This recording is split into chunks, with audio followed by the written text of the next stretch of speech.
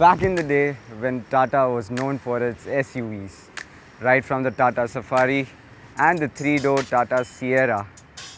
But after a while, they've stopped making SUVs. Don't know why. But now, they are back with something.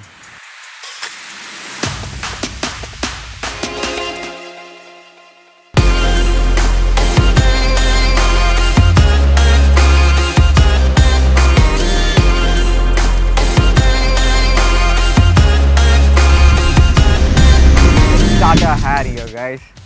Looks spectacular, based on the Land Rover D8 platform, and it looks just stunning.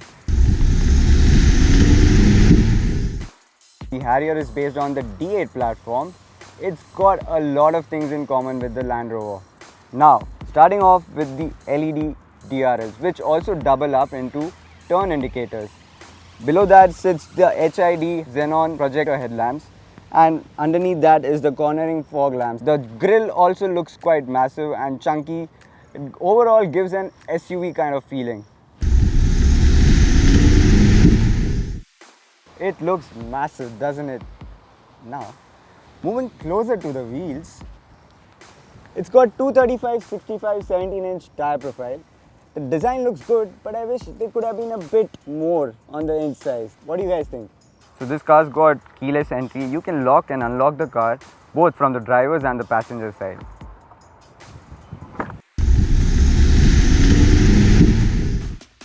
So you get beautifully designed tail lights and the Harrier badging here. Of course, you've got the reverse parking camera, and the rear windshield is a bit small, but you get these rear windshield wipers and of course the shark fin antenna. But coming to the rear windshield, I think it could be a problem while driving because the visibility, but let's check that out when we drive. Let me show you the boot of this car.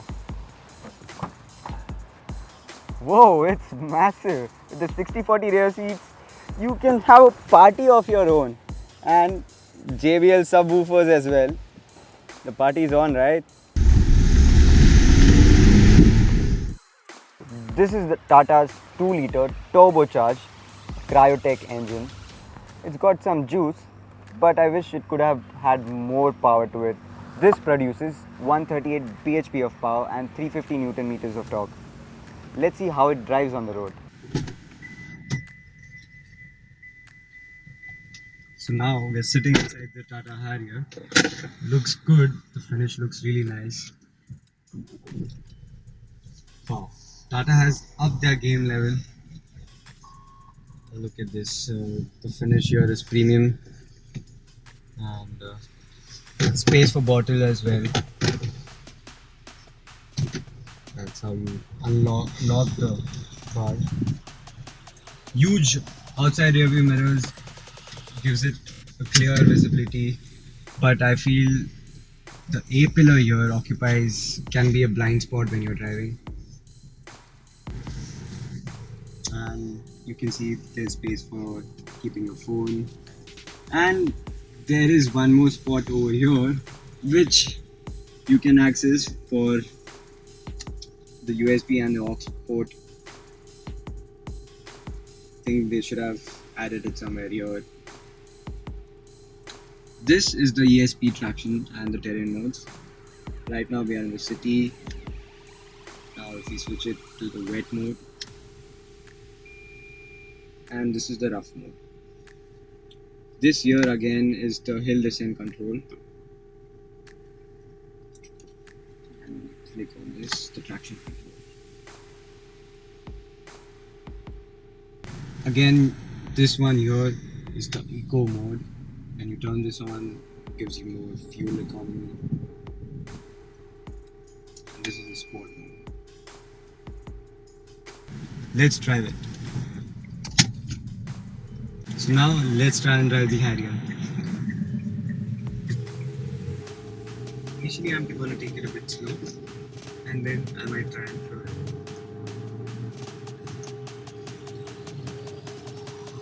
The engine noise is quite evident on the 2-liter turbo G diesel. It's quite comfortable to sit in the Harrier when it's driving on flat patches of the bike, which is Again, they've got automatic rain sensing wipers.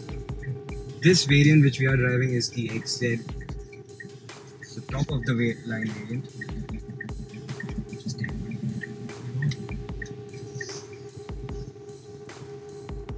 Steering wheel feels good and chunky, and even light, not easy to maneuver the car, I would say.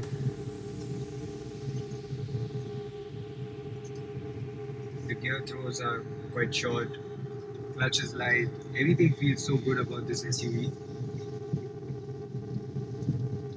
Just feel that it lags down on the power segment. It's raining quite heavily over here.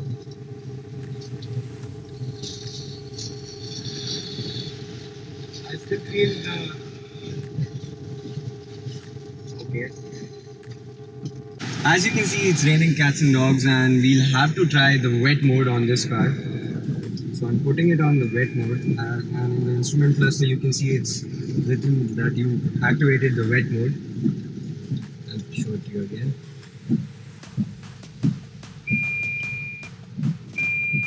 That's it. Let's try and drive it. Wet mode.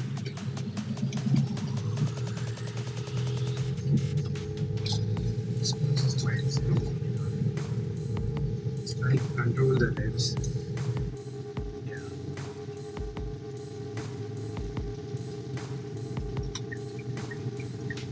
In the sport mode, you feel the power and try to press your foot hard on the accelerator. It just tries to go up the rev edge. But in the wet mode, you see power coming from the engine isn't that much, and it's limiting below. Like now, the meter is showing around 1,500 RPM. Trying to floor it, and it's slowly building up to 2,000 RPM.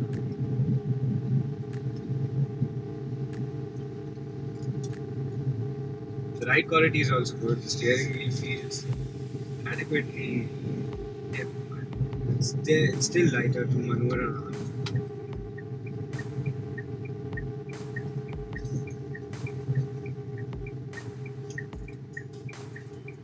The ground clearance is quite good on this car. It's got 205 millimeters of ground clearance. Now I'll try to put it in sport mode and see if it flows.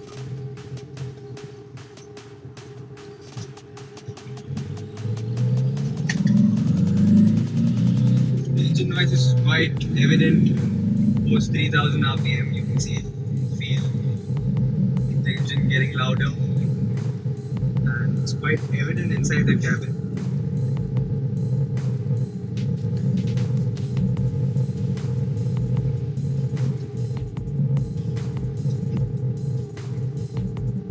Overall, I feel it's a very nice car to drive.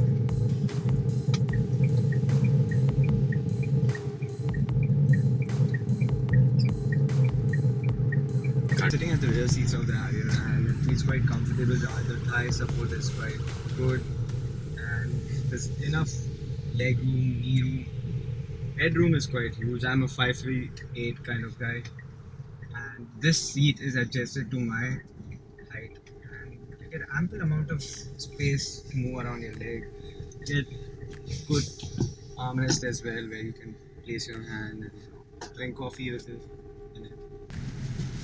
Again, it feels so premium. Doesn't feel like a Tata car, to be very honest. After a really long time, Tata has got put in some effort in their interiors. And again, there's a pocket for placing a water bottle or umbrellas. Here you can place your phones, and it feels quite premium. Again, you've got adjustable headrest as well.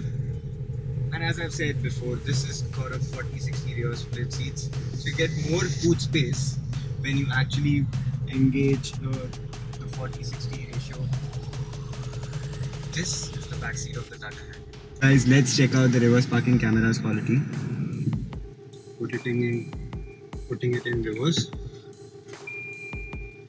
So it's got normal, wide. You can zoom in as well. It's got adaptive guidelines. but the resolution could have been better, I believe. Reverse parking sensors it has got, but it misses out on front parking sensors, which I believe in this market is a must. Well, that's the Harrier for you. Tata has built a fabulous product. Personally, if I want an SUV with some road presence on the streets, I would pick the Telesto Grey with some blacked out alloy wheels on the Harrier. But if I'm looking for additional features, I will have to look elsewhere. Only if Tata manages to get their act together and get in some additional features on the Harrier in the future, I'm sure its sales figure would vertically take off like the jump jet which we had in the Indian Navy. Until then, this is me sort of signing off from the Wheelz. Drive safe.